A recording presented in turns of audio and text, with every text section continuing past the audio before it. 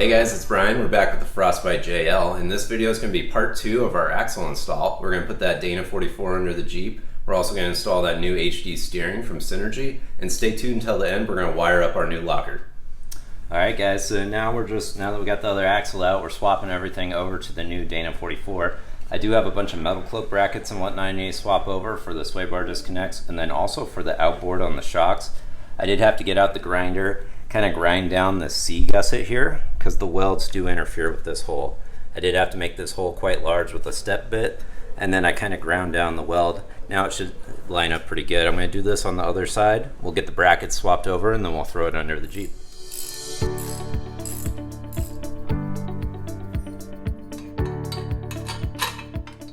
Alright guys, so we went ahead and transferred over the Metalcloak shock brackets. We went ahead and put our spring isolators, and then we put our ABS modified brackets on here. I did go ahead and wallow out the hole in the bottom of the track bar bolt. That'll fit our inner mount. That'll actually fit our larger Metalcloak track bar joint end. So we did have to open that up a bit with a little grinding bit. We might have to test fit it. I might have to do a little more. We went ahead and drilled all these out bigger so we can go ahead and get our stuff back underneath here. Let me go ahead and bolt up the control arms, and then we'll throw the springs in.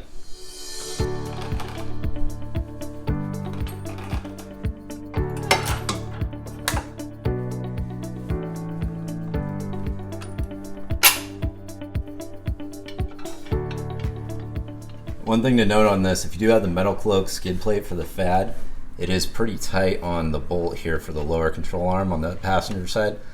So you might have to pull it off to go ahead and get that torqued. But we got that in. Let's go ahead and we'll get the other lowers in, and then we'll do the uppers. Alright guys, so we got the new axle all bolted up with the control arms. One little trick is I did the lowers first, so I was able to kind of slide it around on this dolly. And then for the uppers, I put the jack underneath the track bar bracket here, and then you can lift it up. It also tilts it too, so you can go ahead and line these guys back up. That definitely helps. That way you don't have to use ratchet straps or whatnot. But now I am going to go ahead and put the shocks and the springs back in. You do want to transfer over your spring perches, and you do want to make sure these are seated correctly in the factory position. They do have tabs at the top. So we're going to get these back together. We'll put in our bump stops. We did drill the hole larger for those. And then we'll get the shocks mounted up, and then we'll start on the hubs and brake assembly. Alright guys, so if you guys do have the Metalcloak bump stops, you want to go ahead and slide those in one piece at a time. You're going to use your 5/16 Allen at the top, and then 19mm at the end. This one does have a curve to it, which will kind of help us get that up in there so we can tighten this down. It is a little bit of a juggle, but you'll get it eventually. Alright guys, now that we have the coil and the bump stops back in, we got our shock blue Loctite and that back on. That bracket's all back on. We're going to go ahead and get the other side bolted up with the coil and whatnot, and then we're going to throw the knuckles and the brakes on. Okay guys, just wanted to show you the difference between the Rubicon and the Sport. Sport's the one on top. Alright guys, so we went ahead and buttoned up the brakes and the hub on the driver's side. Now we're going to go ahead and do the passenger side. So what we'll need to do is pull the new Rubicon Driveshaft out. And we'll set that aside, and then we can put our knuckle on the ball joints here. Alright guys, so we're going to go ahead and reinstall our knuckles from the other side. You want to make sure you go ahead and have this metal piece in the top.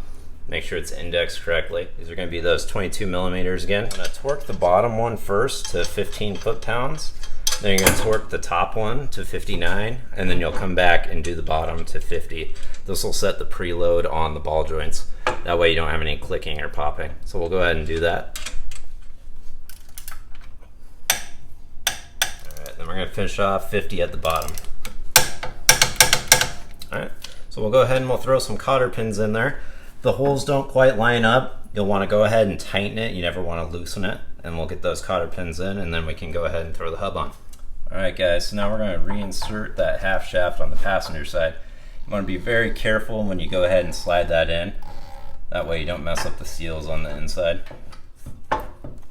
Alright guys, so now that I got this axle shaft back in there, you do want to be careful. The little collar on the FAD did fall off. I was able to line it up and get it back in. But if it does fall off, you'll just have to pull the FAD module and line that back up. So now we're going to go ahead and put the hub back on. This does have the speed sensor facing forward for you. So that'll slide back on our Rubicon axle here. On the other side, I did go ahead and put anti-seize on these bolts. I do want to be able to take these off if I do break into axle shaft on the trail. So we'll go ahead and do those. All right guys, so we're going to go ahead and take that 13 millimeter and we're going to torque these to 75 foot-pounds. There'll be 3 of them. You make sure you want to have that 12-point socket.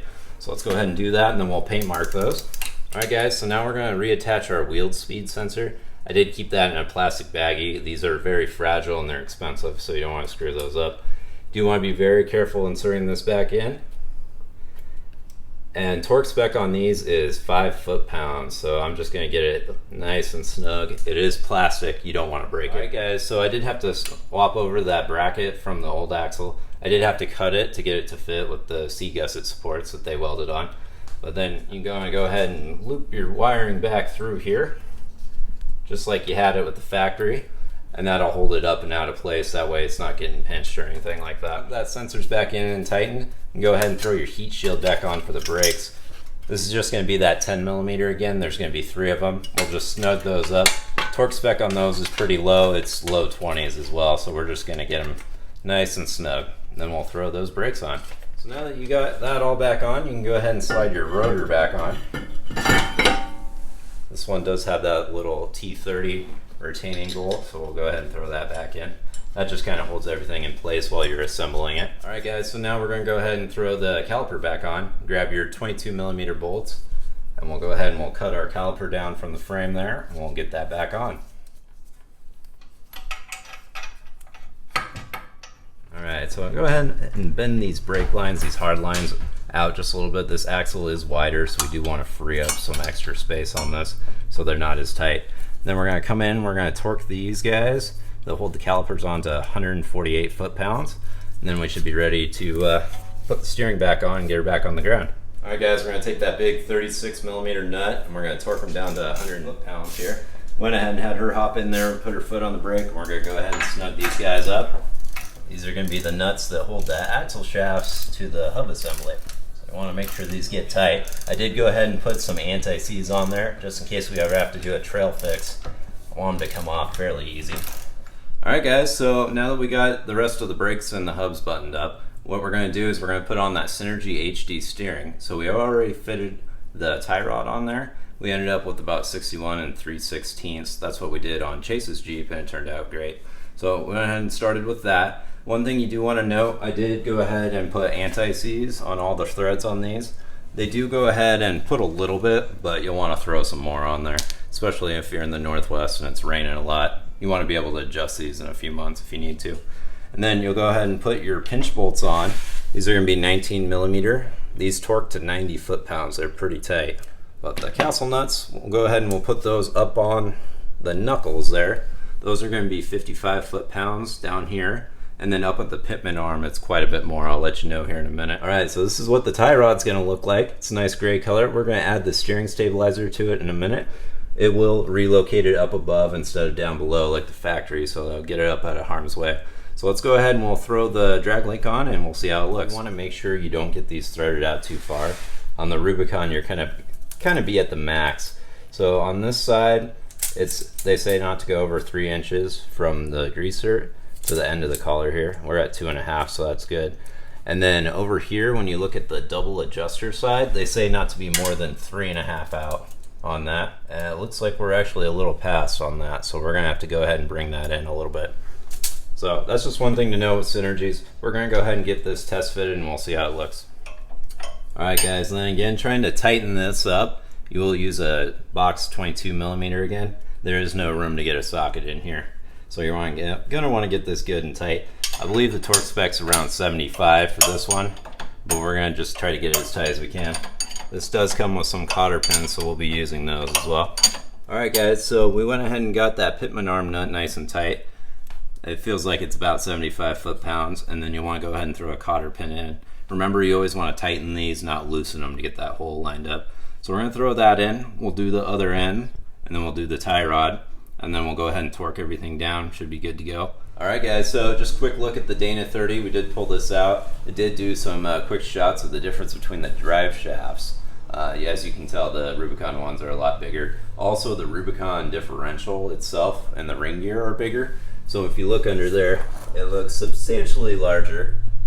And we do have that truss now too. And then you can see our Synergy steering that went in pretty easy. So today we're going to go ahead and throw on the steering stabilizer, torque up our nuts, and finish on up. We also need to throw some gear oil in the differential. You don't want to forget that. And then we'll hook up our drive shaft. We should be good to go. All right, guys, so let's go ahead and we'll unhook our drive shaft we have hanging here. This is an Adams drive shaft. It's their 1310 one. This has been a pretty good drive shaft. What we're going to do is we're going to take the 15mm bolts and put it in here. You do want to remember to put your Jeep in 4-wheel drive so this isn't spinning. So that way you can get it tightened up. But we are going to use some blue Loctite again. And these are going to be torqued to 89 foot-pounds. All right, so now we're going to take our 15. We're going to get these snug. All right, guys, we went ahead and got these all torqued down to 89 foot-pounds on the drive shaft. And then I went ahead and snugged up all the control arm bolts. We'll go back through and torque those here in a minute. You want to put Loctite on those so they stay tight. I did go ahead and rehook up my FAD control module here. And then now, for per the Metalcloak instructions, we got to zip tie what's left of these brake lines up here to the bracket. You can no longer keep it in the factory position because of this outboarded shock mount. So now we just zip tie them just like this. Make sure that you got plenty of slack. They should be good. I did go ahead and bend my factory sport hard brake lines out just a little bit. Right here on the calipers, I bent them outwards just a little bit. These are flexible, so you can bend them a little. Brought it out, you know, an inch or two. That'll give us some more slack with the wider axle. So let's go ahead and we'll finish buttoning everything up. We'll get these zip tied. I do now have the factory locker, so I did buy the Mopar wiring harness. So we will go ahead, plug that in here, and I'm going to run it up along the breather tube into the engine bay, and we'll wire it to our auxiliary light switch. So we got to do that, and then we'll put the steering stabilizer up on the tie rod, and then we should be all done. Okay, guys, while I'm under here, I'm going to go ahead and hook up the Mopar wiring harness. This is the one you can get straight from Mopar that you can go ahead and plug straight into that Rubicon axle. And then it's just 2 wires. You can run it up into the engine bay and wire them up. It's just a positive and negative. All right, guys, as you see, I do have that little gap there in the Artec Truss. It goes around the factory locker connection perfectly. So we're going to plug that in there, and we're going to run it up our breather tube into the engine bay. So let's go ahead and do that. And we will have to use several zip ties just to secure it. So it's something you don't want getting pinched or caught on your suspension while you're off-roading. They did go ahead and wrap this in a wire protector pretty nice, the plastic stuff. So it looks like it's a pretty nice setup. Looks like they gave us a lot, so we should be good. All right, guys, so this uses a factory style plug. It's just got the 2 wires, and then they blocked off the other 2. That's just for the computer to tell it whether or not the locker's engaged. So we'll go ahead and we'll put those in. Now, since we're running it just like this, we can engage the locker whenever we want. So you want to pop that in till it clicks, and then you push the little gray tab till that clicks, and then you got a secure connection. All right, so we're going to go ahead and run these up the breather tube and into the engine bay, and then we'll get it wired up. So I went ahead and zip tied it to the breather hose here, and then up here on the brake line securing bracket there, did it kind of loose so this can pull through if it needs to on full flex. I'm going to try to leave a little extra here more than the breathing tube, just for when we're fully flexed out with the passenger side up, we're not going to be pulling that wiring harness out at all. So they did give us a bunch of wire, so I'm going to run it up this side, the driver's side, and then we'll go over to the passenger side where we have our auxiliary harness, and we'll get this wired up. Alright, guys, so I'm running the wiring harness right up through here. I'm going to zip tie it to this wire harness here, and then we're going to go ahead and bring it all the way up and across here and on over to our battery. Yeah, so I'm going to run my wiring harness kind of back behind all these brackets here on over to the battery. I will zip tie it to these to secure it. I'm going to zip tie it to these lines right here as well. I did make sure to leave plenty of slack just in case it does need to pull a little once we're articulating. But the Mopar kit does give you plenty of wiring, so you have a lot of options. You can run it however you like. It is nice that it already has this wire protector on it. Makes this a lot easier. We're getting ready to wire up the locker. I went ahead and peeled back the Mopar provided wiring harness that comes with the auxiliary switch package. I do already have my KC lights on number 3, so I'm going to go ahead and put the locker on number 4. That way it'll kind of be down and out of the way and we won't be hitting it on accident. This is a 15 amp fuse, which is what you need for, or a 15 amp circuit is what you need for that locker. So we're going to go ahead and we'll get these guys soldered onto here, and then we'll run the negative over to where we have the KC lights at the post there for you. So what we did was we did kind of just route it up across the top area along the back of the firewall there. Looks like it's going to be a great location for us, and then it'll give us the function we want out of that locker. So let's go ahead and we'll wire this up. Alright guys, we're going to use a 10mm and we're going to hook up our negative. Okay guys, now that we got the negative hooked up to the post there, we're going to go ahead and make our connection for the live wire. What you want to do is strip these back. We're going to do the pink, purple-ish, bluish, and that's going to be our number 4 auxiliary switch. We are going to use this little self-soldering heat shrink thing.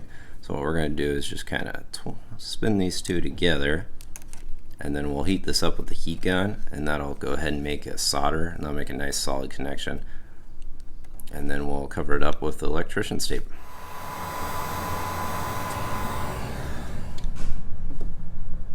Alright, so that solder went ahead and melted a little bit. It's still hot. And that'll fuse those guys together. That'll be a nice waterproof tight connection. So we'll go ahead and we'll cover that up with some liquid electrician's tape, and then we'll cover it back up with the protector here, and then we are all set with the locker.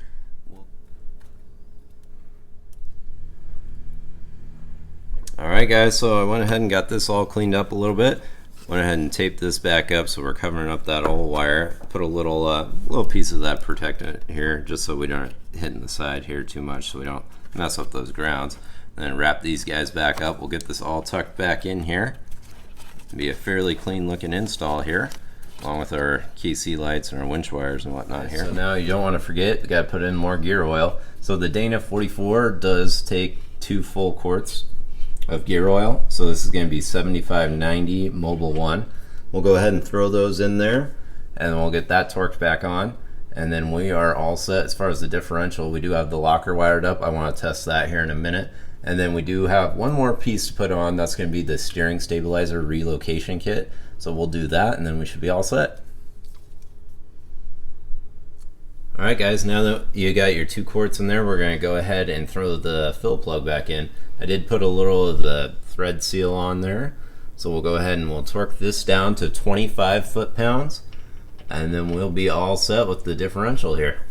Alright guys, so I just finished out drilling out that hole to fit the Metalcloak track bar. That did take quite a while. I did have to go at it with the DeWalt for at least an hour, hour and a half. Got it all painted up. I'll go ahead and show you what that looks like. So now that we got that open up, I'll have the wife jump in the Jeep. She'll turn the steering wheel, and we'll line up the holes, and we'll go ahead and install our new Synergy track bar bolt with a little extension off the end for the flip kit for the steering stabilizer.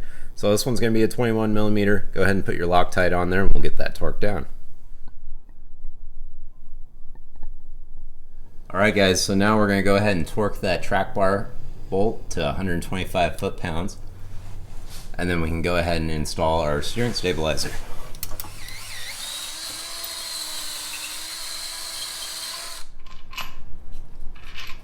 Alright guys, that's all you got to do to fit the new Synergy flip kit for the steering stabilizer. You just want to go ahead and drill that out that 1/2 inch just so the bolt fits in there good. Now we can go ahead and reuse our factory steering stabilizer. Alright, so now let's go ahead and pull that button head bolt off. That's going to be a 3/16 Allen there for you. And then this end of the stabilizer is going to slide right over that, like so. We'll go ahead and throw this in here just for a second. There is a torque spec for this later. We'll go ahead and come back and torque that. So now for this end goes up on our new clamp that I bought along with the tie rod. What this does is clamps here, and then this little 1/2 inch bolt will hold this end of the eyelet. So let's go ahead and we'll start mocking this up and get this on the vehicle.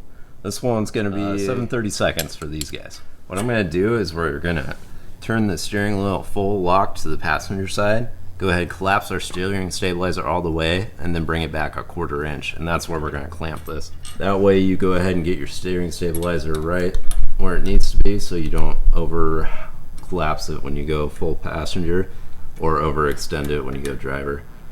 So we'll go ahead and we'll hop in the vehicle and do that here in just a second. So we're going to go ahead and torque these guys to 15 foot-pounds, You do want to make sure that when you tighten these, that the gap stays the same on both sides. You don't want it pinching one side more than the other. So we'll torque these to 15. This little button head bolt's going to be 20.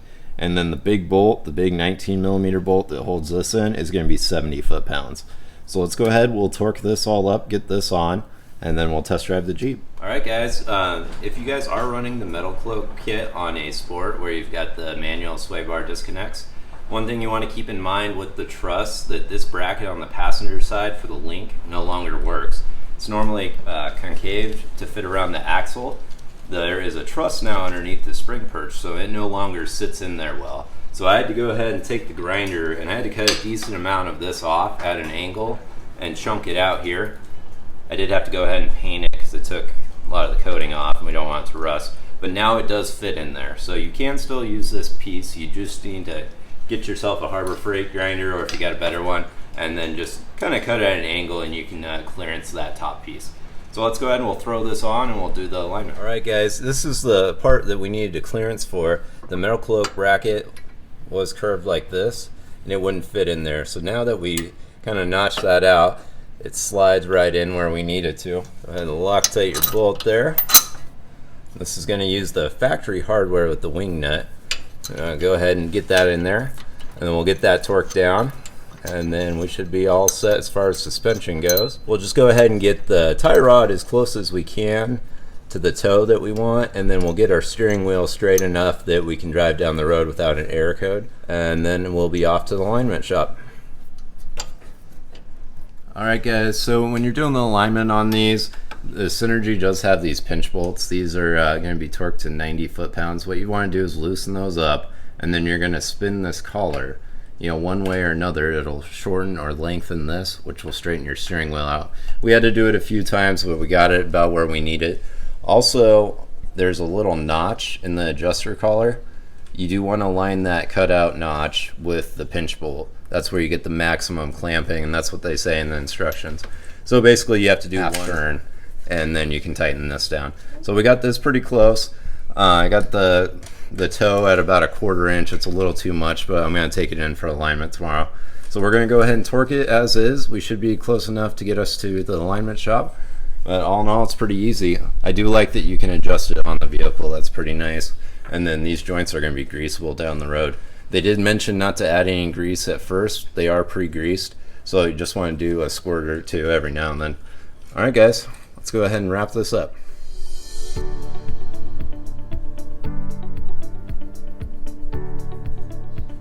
Okay guys, that's going to do it for the axle install. I'm pretty excited to go and try this out. It did take a couple days. There were a few extra things we had to do with drilling and grinding. But all in all, it went together pretty good. I am just going to do the final alignment now just to get it to the alignment shop and finish it on up, but it looks pretty sweet so far.